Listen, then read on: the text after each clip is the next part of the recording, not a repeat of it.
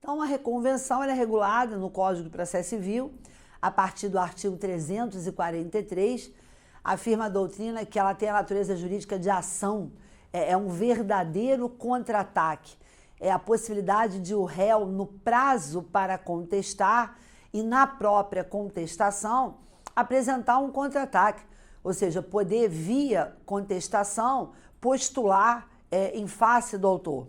Então, com o objetivo de melhor esclarecer, a gente traz aqui para vocês um conceito do que vem a ser a reconvenção. Reconvenção é a demanda do réu contra o autor no mesmo processo em que está sendo demandado. Então, note que a reconvenção, ela tem a natureza de um incidente processual.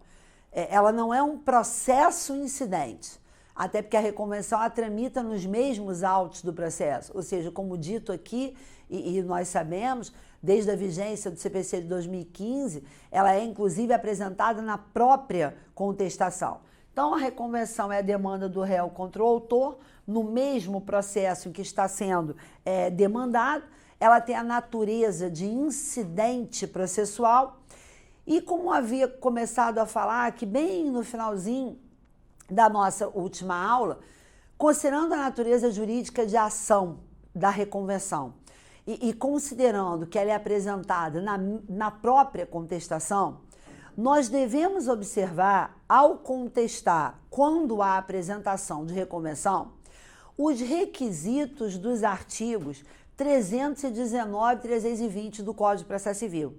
Então, visualiza daí comigo, né? Imagina que você elaborou sua contestação e aí, conforme orientado aqui, né, fulano de tal, provavelmente já está com uma qualificação completa, ou se faltou alguma coisa você acrescentou, fulano de tal, já qualificado, vem apresentar a contestação, né, nos termos que se seguem. Aí, normalmente, qual foi a dica que eu dei aqui? O primeiro tópico que você vai abrir é o tópico da tempestividade, demonstrando que a sua contestação ela é tempestiva.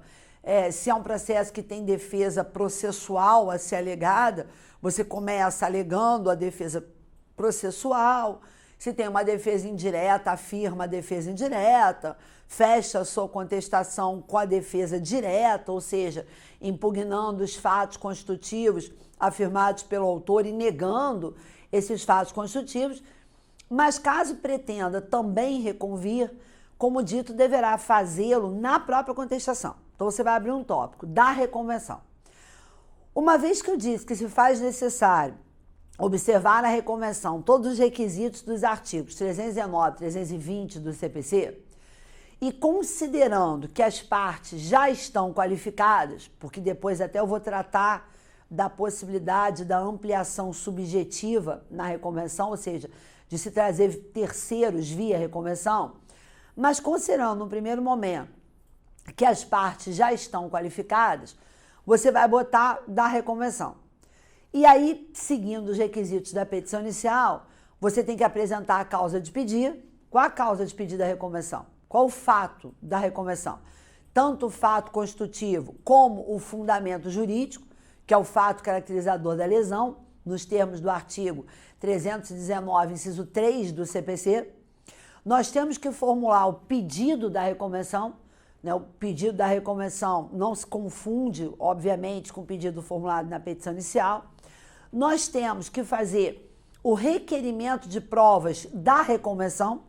Pode ser que as provas a serem produzidas para esclarecer os fatos afirmados na reconvenção não sejam os mesmos relacionados ao pedido do autor na inicial e na contestação, então tem que ter o requerimento de provas. Se faz necessário atribuir valor da causa e sempre conferindo a tabela de custas do seu respectivo tribunal. Aqui no Rio de Janeiro, a reconvenção ela implica no pagamento de custas, ou seja, a incidência de taxa judiciária. Então, vejo que, não obstante ela ser apresentada na contestação, ela tem que observar os requisitos da petição inicial. Tudo bem que, caso não observado, por certo que isso não é causa de inadmissibilidade de plano dessa reconvenção. Considerando que, uma vez que se admite a emenda à petição inicial, tem que se admitir também a emenda à reconvenção. Então é possível que o juiz determine a emenda à reconvenção. Réu, atribui valor à causa que você esqueceu. Réu, você não formulou o pedido da reconvenção. Réu, você atribuiu o valor da causa, mas o valor da causa está errado, corrige. Então vejam novamente que, para repetir, ela tem natureza jurídica de ação, ela é apresentada na contestação, mas tem que observar os requisitos dos artigos 319 e 320 do CPC. Se porventura o juiz determinar a emenda à reconvenção e a emenda à reconvenção não é cumprida, estamos diante de uma decisão interlocutória. Presta atenção nisso agora. Reconvenção tem natureza jurídica de ação. Mas caso o juiz determine a emenda à reconvenção e essa emenda não seja cumprida pelo réu no prazo estabelecido, isso será causa de indeferimento da reconvenção. Mas o indeferimento da reconvenção é uma decisão interlocutória, até porque o procedimento comum ele segue. O indeferimento da reconvenção é uma decisão interlocutória, o procedimento comum ele irá seguir. E decisão interlocutória sujeita a agravo de instrumento nos termos do artigo 354, parágrafo único do Código de Processo Civil. Ó, pegou que bacana que eu coloquei agora? A reconvenção, ela está sujeita à emenda, assim como a petição inicial. Mas a diferença é que caso o juiz venha a indeferir uma reconvenção porque o réu no prazo estabelecido não emendou, quando o juiz indefere petição inicial, sentença, sujeita à apelação, a não ser que haja um indeferimento parcial. Mas no caso da reconvenção, considerando que não obstante o indeferimento da reconvenção, o processo ele tem que seguir, isso é uma decisão interlocutória, sujeita à interposição de agravo de instrumento, nos termos do 354, parágrafo único do Código de Processo Civil. Inclusive, a gente traz aqui uma remissão bacana para você estar fazendo, porque lá no 1015, que é o artigo 15 das hipóteses cabendo do agravo, vocês não encontram o 354, parágrafo único do Código de Processo Civil.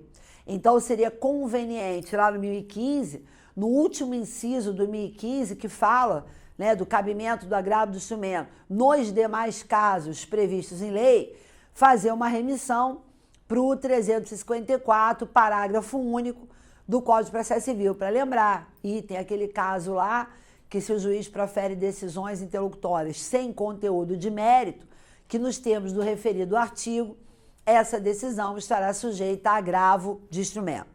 Então, de novo, reconvenção tem natureza jurídica de ação, é um verdadeiro contra-ataque, ela é apresentada na contestação, no prazo para contestar e dentro da contestação, observados os requisitos dos artigos 319 e 320 do Código de Processo Civil.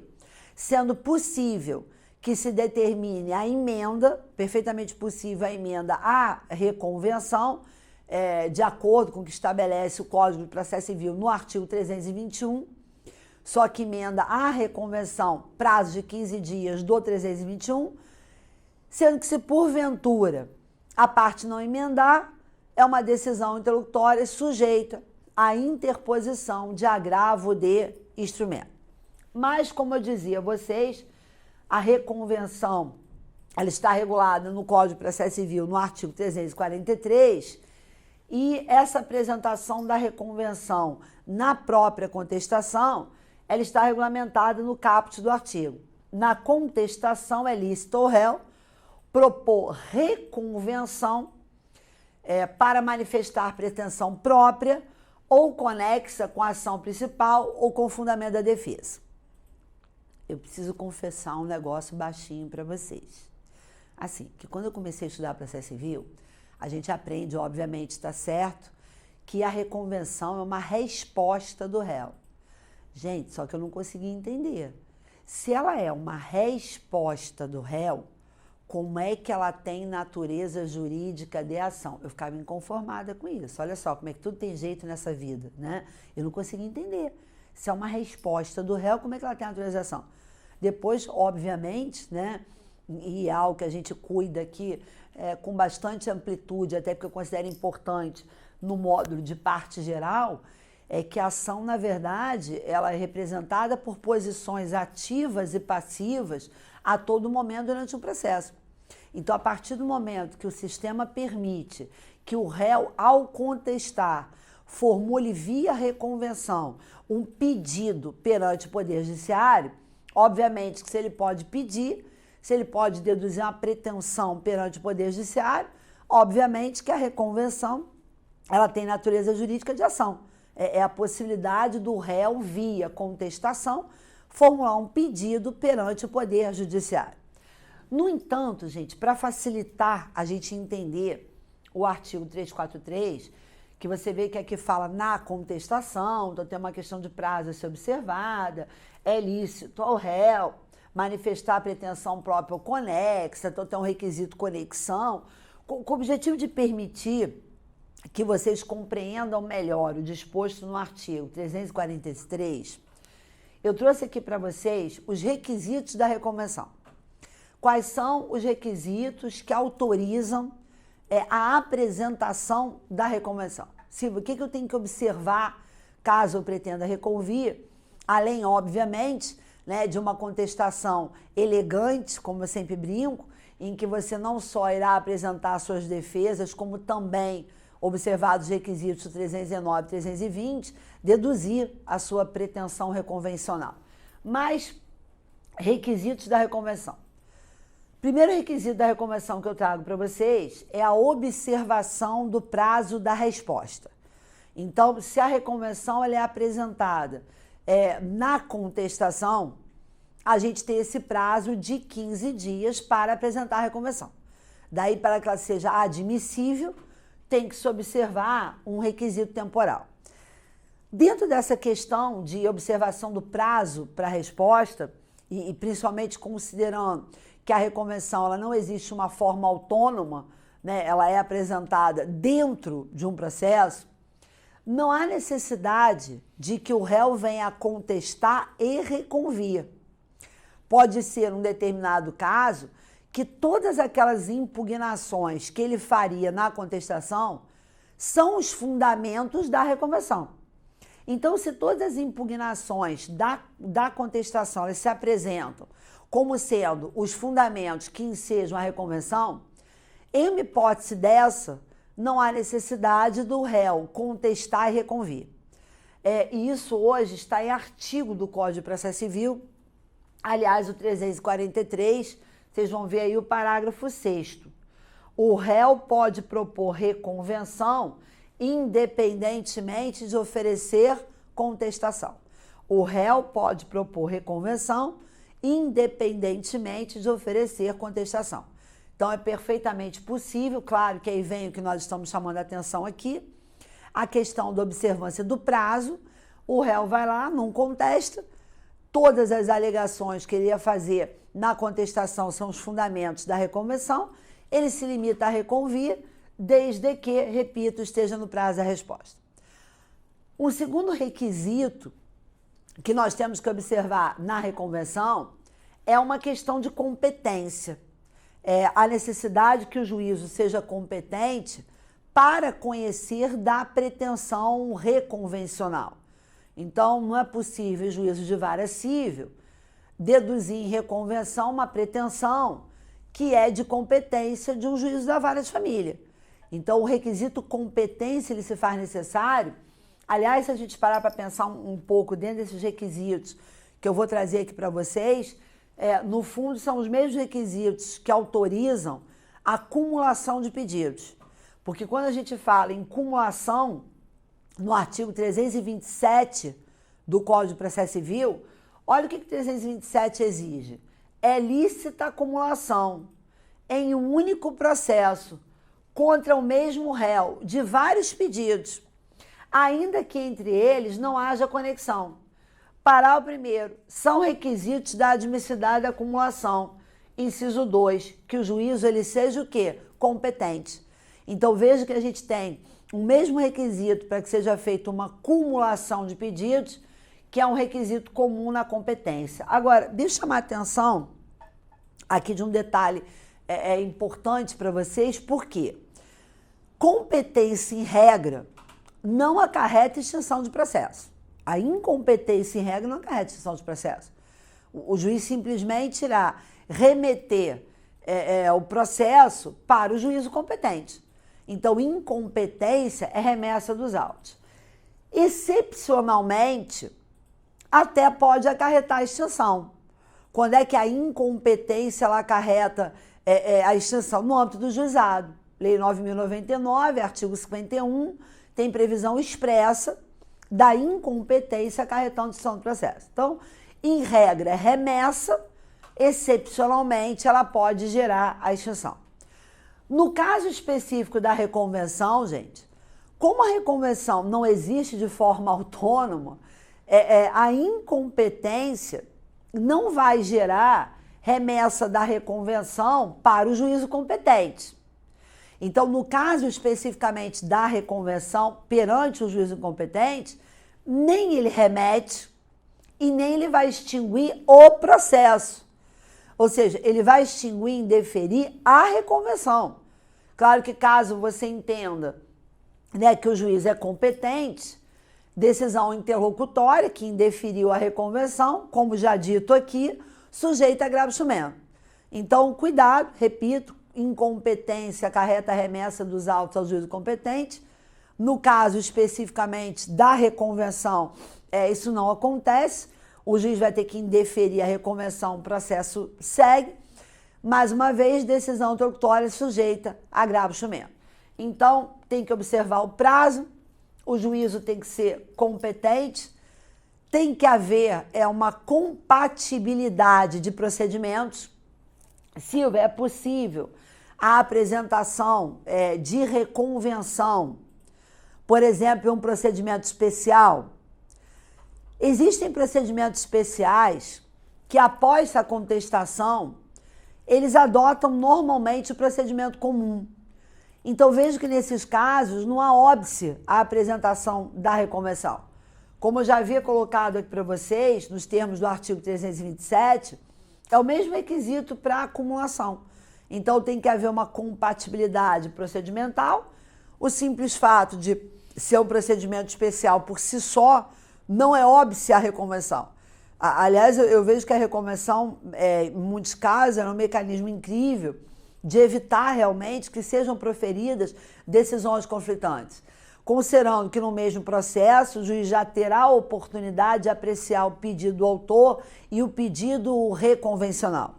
Então, nessa questão ligada à compatibilidade de procedimentos, eu trago inclusive para vocês uma súmula do STJ, a matéria num primeiro momento ela foi sumulada. Hoje, inclusive, nós encontramos a questão regulamentada no Código de Processo Civil, que é a súmula 292 do STJ. Só aproveitando, antes de eu ler a súmula, a gente sabe que no procedimento monitório existe uma discussão muito grande quanto à natureza jurídica do embargar, né? Porque no procedimento monitório, quando o juiz manda citar e dá ordem de pagamento, pode ser que imediatamente o réu pague, como pode ser que o réu lhe venha a embargar. Esse embargar do procedimento monitório tem sua natureza jurídica discutida, né? Se esse embargar seria embargar ação de embargos do executado, no âmbito dos títulos executivos extrajudiciais, ou se esse embargar teria a natureza de contestar, né? Qual seria a natureza do embargar?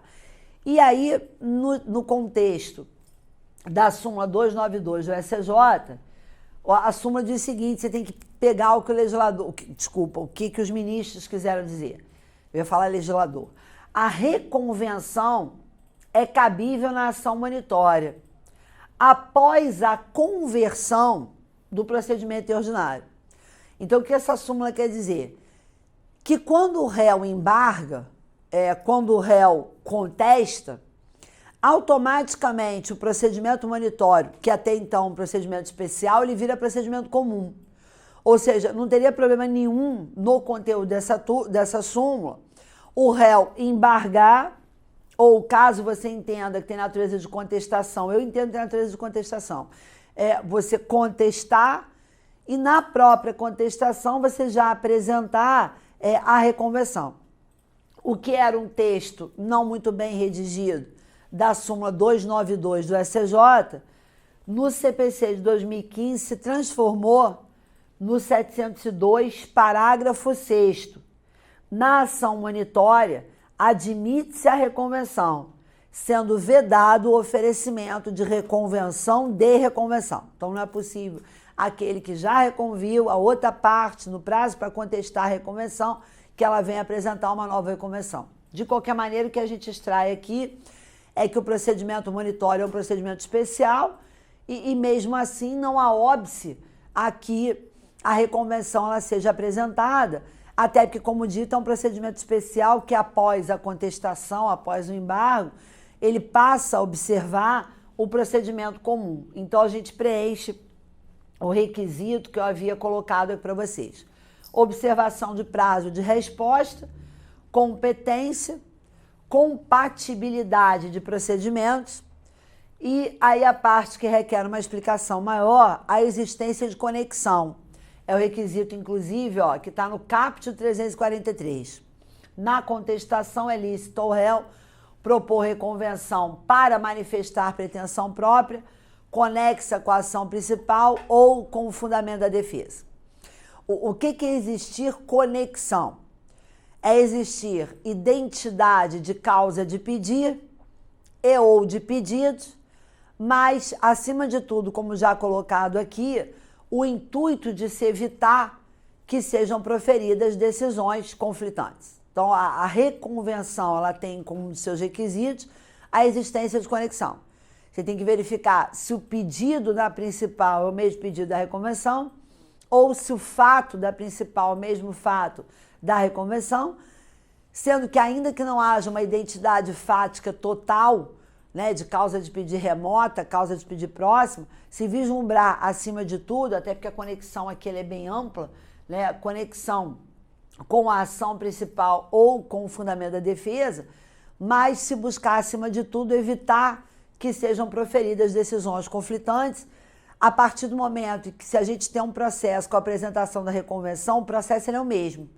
Eu disse a vocês que ela é um incidente processual, mas ela não faz nascer um outro processo. Então, a gente fica com um processo único, o que é uma vantagem. E aí vem o outro requisito, observação do prazo, competência, compatibilidade de procedimentos, conexão.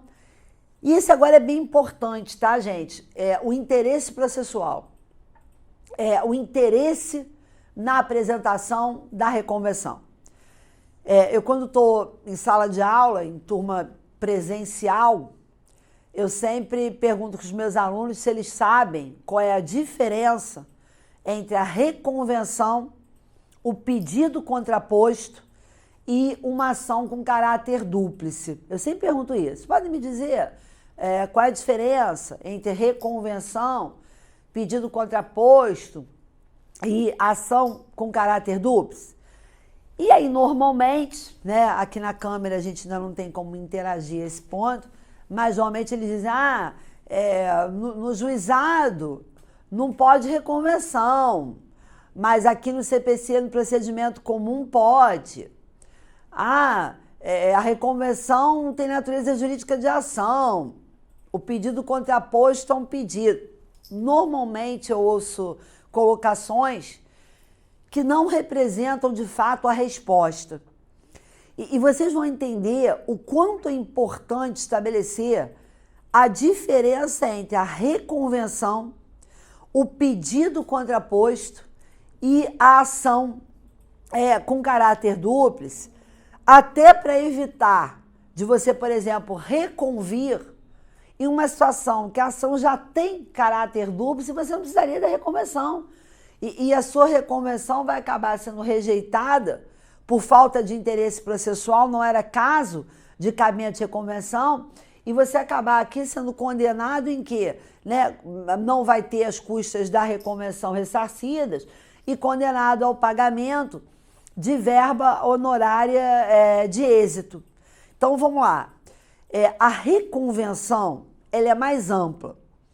O pedido contraposto, ele é mais restrito. Porque a reconvenção, como até a gente acabou de ver no requisito anterior, ela tem como elemento a conexão. Então, é possível reconvenção quando há identidade de pedido e ou de causa de pedido. Então, a reconvenção é ampla. Eu posso ter um caso que a causa de pedir ela é diferente, mas o pedido é o mesmo, possível. Eu posso ter um caso que o pedido é diferente, a causa de pedir é a mesma, possível. Então, a reconvenção tem como requisito conexão. O pedido contraposto, quando em sala de aula os alunos começam a dizer assim, porque no juizado não tem reconvenção, é pedido contraposto. Eu sou péssima de cabeça de juizado, se eu não me engano é o artigo 31 da Lei 9.099. Então eles começam a dizer, porque lá no juizado não é reconvenção, é pedido contraposto. Né? Aí na época do sumário, porque no sumário não tinha reconvenção, era pedido contraposto. Aí eu começo a perguntar, você já parou para pensar por que no juizado não cabe reconvenção? Por que na época do sumário se fez previsão de pedido contraposto? Por que numa ação possessória, o pedido de indenização, ele é formulado via pedido contraposto. Tem previsão expressa no âmbito das ações possessórias. Então, o que eu quero saber de você é por quê. É porque a reconvenção é mais ampla, o pedido contraposto mais limitado, justamente, gente, para não ampliar o objeto da cognição. Então, vejo que no juizado o legislador quer celeridade. Na época do sumário, o legislador quer celeridade. Então, a ideia é não deixar do réu, permitir ao réu um contra-ataque. Então, o pedido contraposto ele é limitado ao mesmo fato. O fato tem que ser o mesmo. Os pedidos são distintos, mas o fato tem que ser o mesmo. Silvia, por que o fato tem que ser o mesmo? Para não ampliar o objeto da cognição. Então, a intenção, quando se faz a previsão do pedido contraposto, afastando a reconvenção, que é, por exemplo, o que acontece hoje no juizado e o que acontecia no sumário, se faz a previsão do pedido contraposto afastando a reconvenção, é justamente para não ampliar o objeto da cognição. Ainda que os institutos, na essência, eles têm a mesma natureza. E desculpa, com todo respeito a famosos doutrinadores que dizem que a reconvenção é ação e que o pedido contraposto é um pedido. Desculpa, eu discordo.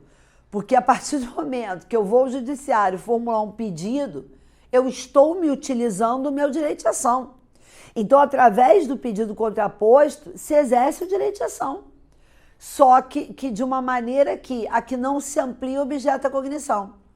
Então, a reconvenção é mais ampla, ela é fundada em conexão, identidade de pedido ou de causa de pedir, enquanto que o pedido contraposto, ele fica limitado aqui à mesma causa de pedir. Então, você formula um outro pedido, mas a causa de pedir, ela tem que ser a mesma.